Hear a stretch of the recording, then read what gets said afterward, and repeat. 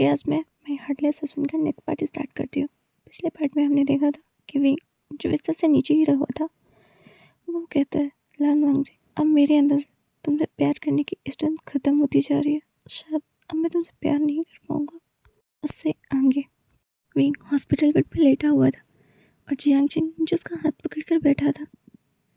Wing धीरे धीरे अपनी आंखें खोलता तो फिर जियांग चिंग कहता है विंग तुम्हें होश आ गया, तुमने तो मुझे डरा ही दिया था। डॉक्टर ने बताया तुम्हारा बेबी ऑलमोस्ट जाने ही वाला था, तुम्हें अपनी केयर करनी होगी, वो भी सीरियसली विंग। तुम्हें बोन मैरो डोनेट करने की क्या जरूरत थी, वो भी तब जब तुम्हारे पास तुम्हारा बच्चा था। तुमने एनेस्थेसिया का इस्तेमाल नहीं किया। विंग चिंग को रखते हुए बोलता है आचिंग तुम यहाँ क्या कर रहे हो। चिंग कहता है मैं और डॉक्टर ने विनिंग काफ़ी अच्छे दोस्त बन गया, तो तुम्हें नहीं लगता तुम इस तरह की हालत में होगी तो वो मुझे बताएंगे। समझ में नहीं आ रहा ये लान वांग जी आखिर सोच क्या रहा है, तुम्हारी सीरियसली टेक केयर करनी चाहिए। तभी विंग कहता है आजी उसने मुझे कभी सीरियसली लिया ही नहीं। जो विंग के लिए पोरिस लाया था उसे कटोरी में निकालते हुए विंग की ओर देख रहा था। तभी जब विंग कहता है कि उसने वांग जी ने उसे कभी सीरियसली नहीं लिया तो जियांग चिंग विंग की ओर बहुत ही दयनीय हालत से देखता है और फिर कहता है उसे छोड़ो, तुम इसे खाओ। कि जियांग चिंग तो सच जानता था, उसे भी विंग के लिए बुरा लगता था।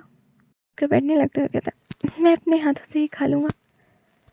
तभी उस हॉस्पिटल रूम का गेट खुलता है और वांग जी हाथ में एक टिफिन बॉक्स ले अंदर आता है और आते जियांग चिंग का हाथ में जो पोरिस की कटोरी पकड़ रखी थी उसे उसके हाथ से छीनकर फेंक देता है और देखते हुए कहता है जियांग चिंग तुम्हें मेरी चीज़ों का टेक केयर करने की कोई ज़रूरत नहीं है। मैं अपनी जगहों पर बाहर वालों को आने के लिए अलाउ नहीं करता। और फिर लंच बॉक्स को खोलता है और उसमें से दलिया निकाल कर विंग को खिलाने के लिए आगे बढ़ाता है। फिर विंग अपना मुंह दूसरी ओर घुमा लेता है। उससे में कहता है अपना मुंह खोलो।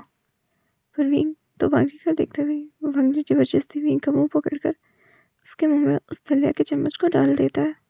वांग जी वैसा कहता है तो जियांग चिंग वांग जी का हाथ पकड़कर उसे पीछे खींचता है और कहता है लान वांग जी तुम बहुत ज़्यादा कर रहे हो। तो वांग जी जियांग चिंग की ओर देखता है और कहता है टू मच, इसमें कौन सी बड़ी बात है, वैसे भी इसने सिर्फ थोड़ा सा बोन मैरो ही तो डोनेट किया है and he is all mine. देखता है और कहता है मैं सच बोल रहा हूँ ना, हमारे लिए तो मिसेस लान बने रहना ही काफ़ी है। ये काफ़ी गुस्से में बोल रहा था। तभी जियांग चिंग कहता है लान वांग जी अगर तुम उसे प्यार नहीं करते तो उसे हर्ट करना बंद करो। विंग एक अच्छा पर्सन डिजर्व करता है जो उससे प्यार करे। लान वांग जी हंसता है और कहता है कौन, तुम। तभी जियांग चिंग कहता है मैं हूँ या नहीं ये तो मुझे नहीं पता, पर तुम तो बिल्कुल नहीं हो। वांग जी कहता है विभूषण मुझे तुमसे अकेले में कुछ बात करनी। जियांग चिंग की ओर देखता है और कहता है पहले तुम वहाँ से बाहर जाओ। वह विंग के गाल पर हाथ फेराते हुए कहता है विंग मेरे पास सच में कुछ ऐसी न्यूज़ है जो तुम्हें जानना चाहिए। कहता है विंग इस वक्त। तभी विंग कहता है आचिंग ये मेरे और वांग जी के बीच की बात है, तुम बाहर जाओ। तभी जियांग चिंग विंग को कहता है विंग। तो वांग जी चिल्लाकर कहता है उसे विंग नहीं मिसेस लान बुलाओ। जियांग चिंग वांग जी को इग्नोर करता है और विंग से कहता है विंग टेक केयर योरसेल्फ। तभी वांग जी कहता है मुझे ऐसा क्यों लग रहा है तुम अपने चाइल्डहुड स्वीट हार्ट की कुछ ज़्यादा ही केयर करते हो। जियांग चिंग विंग से कहता है कि विंग अपना ख्याल रखना। वांग जी कहता है तुम्हें क्या लगता है मैं कुछ करूँगा, रुको मैं भी तुम्हें दिखाता हूँ कि मेरी वाइफ। ऐसा कह के विंग मतलब वांग जी विंग को फोर्सफुली किस करने लगता है, वो भी जियांग चिंग के सामने ही। विंग कहता है लान वांग जी तुम ये सब क्यों कर रहे हो मेरे साथ। जियांग चिंग को बहुत तेज गुस्सा आता है और वो लान वांग जी को कॉलर पकड़ के उसे पीछे करते हुए कहता है लान वांग जी तुम्हें हुआ क्या है। वांग जी जियांग चिंग से कहता है मिस्टर जियांग चिंग मुझे लगता है आपको इसे लाइव देखना कुछ ज़्यादा ही पसंद है। की ओर देखते हुए कहता है विंग मुझे नहीं पता था तुम्हारे दोस्त को ये सब देखना पसंद है।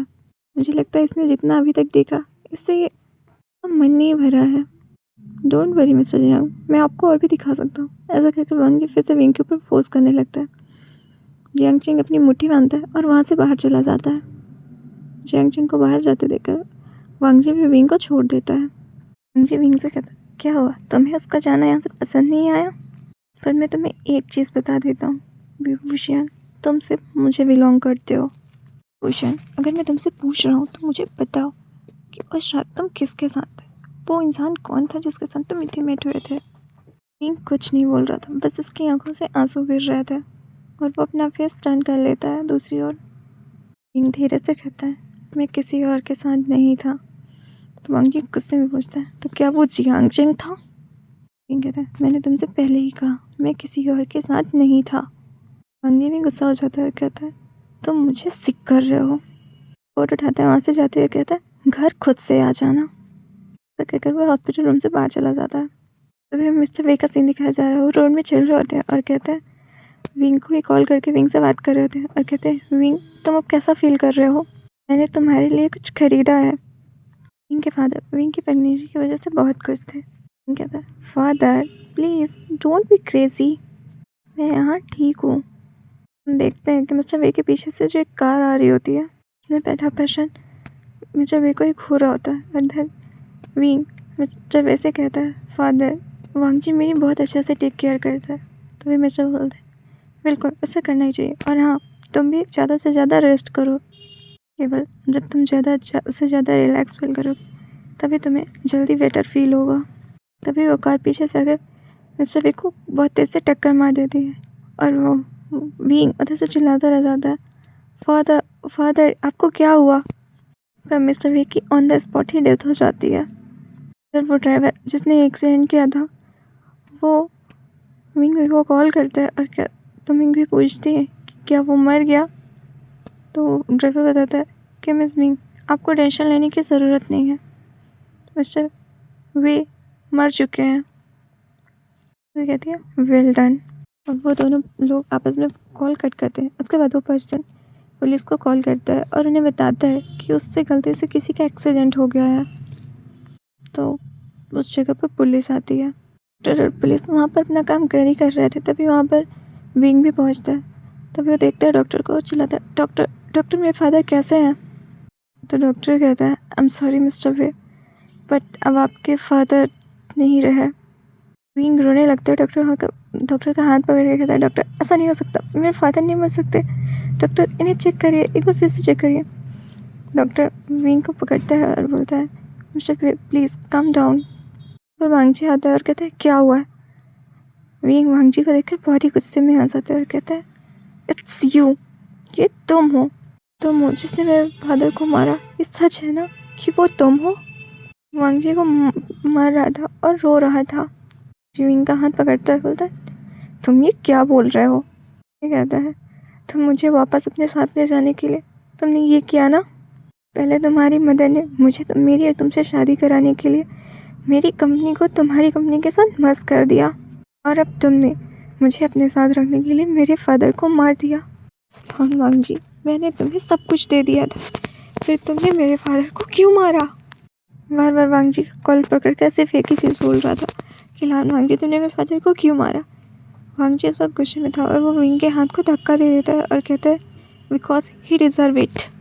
जी विंग को वहाँ से उठाता है और हाथ पकड़ते हुए उसे अपनी कार में ले जाकर पटक देता है। विंग कहता है लान वांगजी वो मेरे फादर है, तुमने उनके साथ ऐसा क्यों किया? तो गुस्से में था वो कहता है विभूषण मैं तुम्हें बता रहा हूँ ये सब कुछ तुम्हारी गलती है। तभी विंग बहुत देर से चिल्लाने लगता, रोते हुए कहता है मेरी गलती है, ये सब कुछ मेरी गलती है।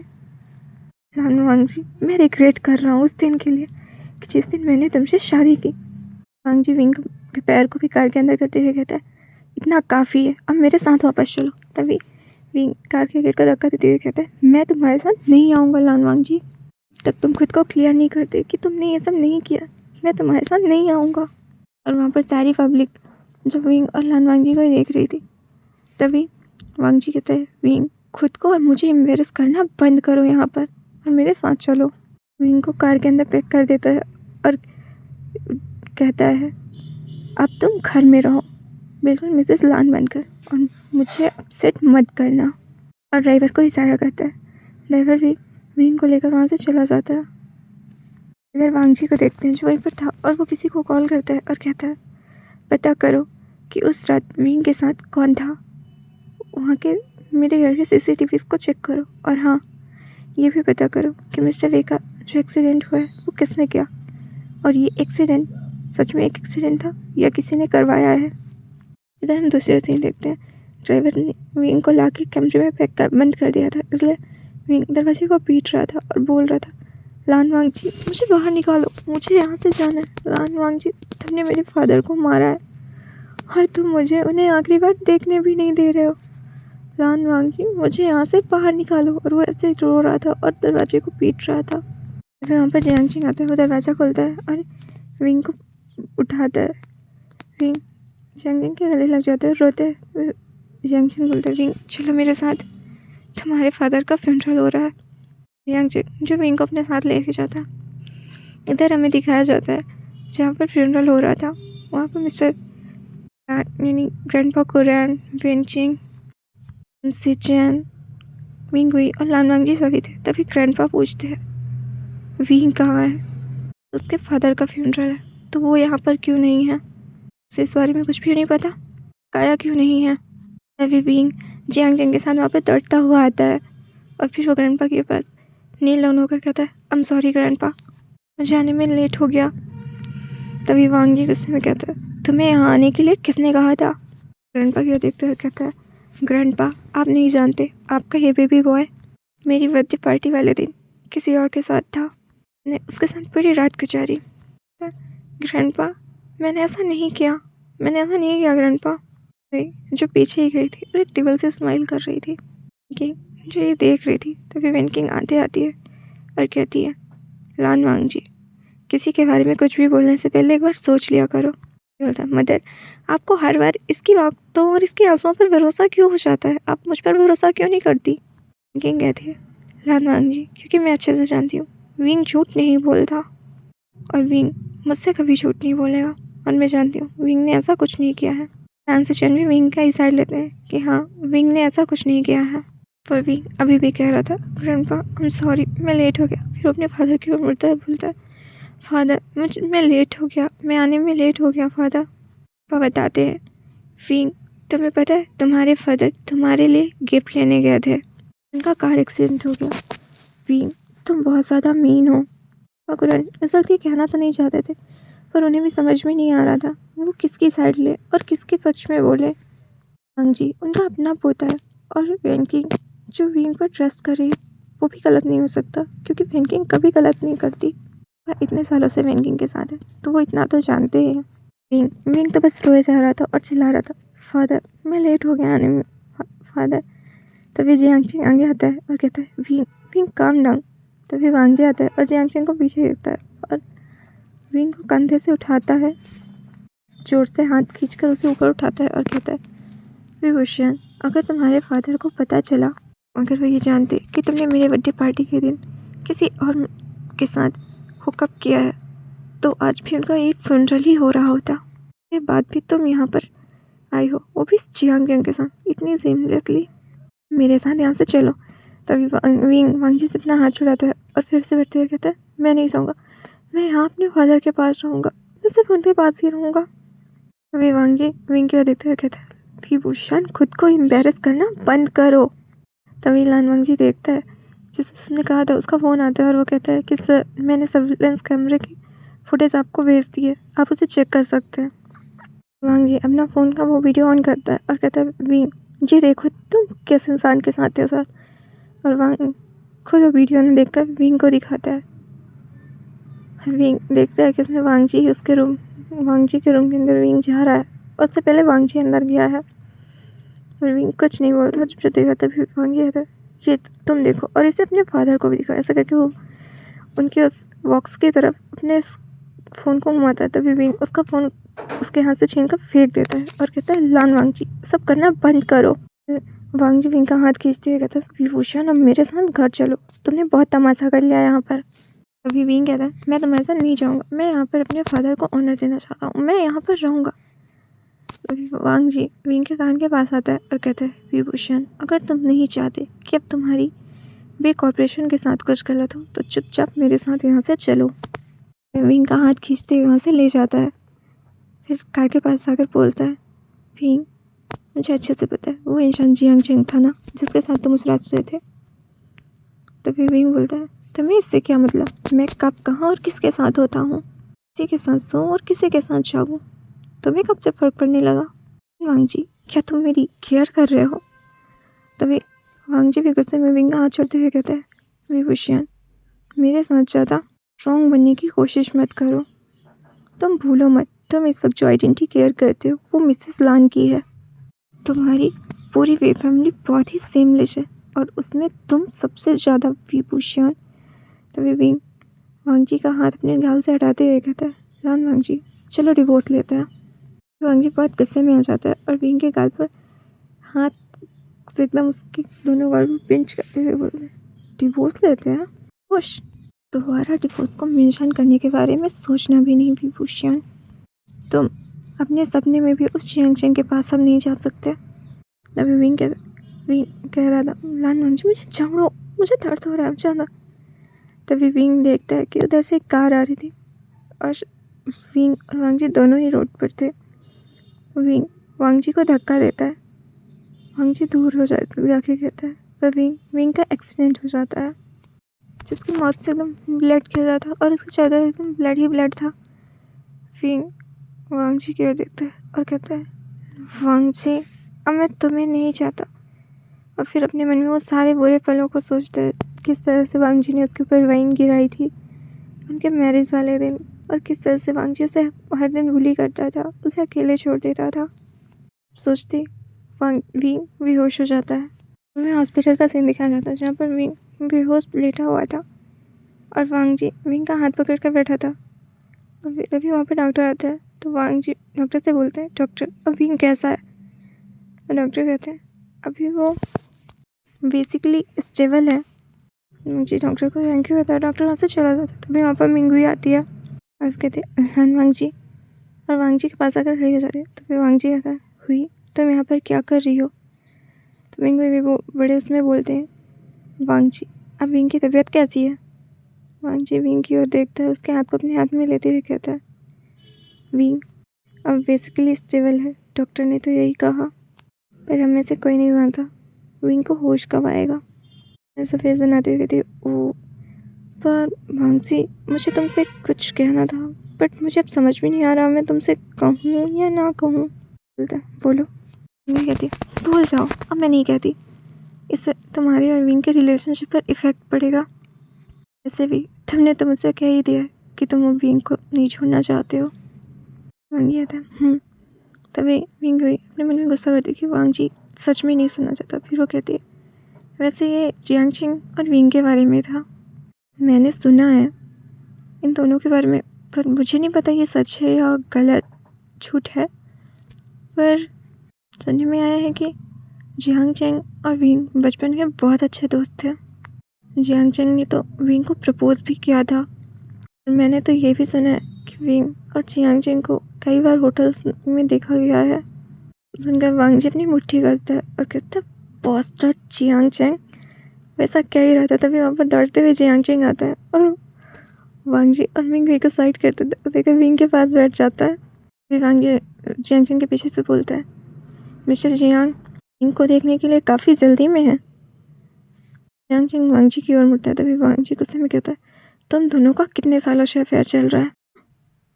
जियांग चेंग विंग की ओर वांग जी की ओर देखता है, कहता है, सच में तुम्हारी नज़रों में विंग एक ऐसा इंसान है? जियांग चेंग की आंखों में देखते हुए कहता है, तुमने और इसने जो भी गलत किया है वो तुम दोनों के हार्ट को बहुत अच्छे से पता है कि सच्चाई खुद से बेहतर कोई नहीं जानता। कहता है, लान वांग जी, तुम इस तरह की बातें कर रहे हो, और ऐसे भी मैं और विंग एकदम क्लीन है। क्लीन और इनोसेंट? तुम सच में ये कहने की हिम्मत रखते हो, जबकि तुम खुद जानते हो तुम विंग को लेकर कैसे डिजायर्स रखते हो। यांग चेंग कहता है, लान वांग जी, अगर तुम बीमार हो तो जाकर अपना इलाज करवाओ, ये हर जगह पर अपना ये पागलपन दिखाना बंद करो। यांग चेंग विंग की ओर मुड़ता है और कहता है, मिस सुई, अगर आप ठीक हैं तो दोबारा विंग के पास मत आइएगा, क्योंकि मुझे अच्छे से पता है आप विंग के पास किसी भी अच्छे पर्पस के साथ तो नहीं आ सकती। मुझे ही नहीं, सबको ये बात बहुत अच्छे से पता है कि वे कॉरपोरेशन का हायर अब सिर्फ विंग है। बोलती है, जियांग चिंग, तुम मुझे गलत समझ रहे हो, मैंने कुछ भी नहीं किया है। जियांग चिंग कहता है, विंग हुई, मुझे लान वांगजी समझकर बेवकूफ़ बनाने की गलती मत करना और मेरे सामने ऐसे एक्ट करना भी बंद करो, मैं तुम्हें बहुत अच्छे से जानता हूँ। तभी लान वांगजी मतलब जियांग चिंग की ओर देखता है, बोलता है, जियांग चिंग, इस रूम में बाहर वालों का बोलना अलाउ नहीं है, वो तुम हो जिसे नहीं बोलना चाहिए, भी यहाँ से बाहर निकलो। तभी जियांग चिंग वांगजी की ओर मुड़ता है और कहता है, लान वांगजी, नो मैटर व्हाट, ने विंग के साथ क्या किया है, फिर विंग आज भी सिर्फ तुमसे प्यार करता है। लान वांगजी कहता है, मुझे इस वक्त सच में विंग के फादर के लिए बुरा फील हो रहा है। टेंशन मत लो, मैं किसी भी डॉग को पाल ही सकता हूँ। तभी जियांग चिंग बहुत ही ज़्यादा गुस्से में आ जाता है और कहता है, लान वांगजी, अगर तुम्हें मुझसे कोई परेशानी है तो मेरे साथ बाहर चलो और मुझसे बात करो। फिर वहाँ पर नर्स आ जाती है और कहती है, प्लीज़ आप लोग पेशेंट को डिस्टर्ब करना बंद कीजिए, यहाँ पर आवाज़ मत करिए। और वो सबको बाहर निकाल देती है। चलिए गाइस, आज के लिए इतना काफ़ी है, हम नेक्स्ट पार्ट में मिलते हैं। और हाँ, मैं अपनी उस प्यारी सी सब्सक्राइबर और उस कमेंट करने वाले लड़की से सॉरी बोलना चाहती हूँ, जिसने मुझे टाइम से बार बार कहा कि मैं हार्टलेस पर्सन का नेक्स्ट एपिसोड लाऊँ, और मैं कल लाने वाली थी बट मुझे लेट हो गया। So sorry and bye bye.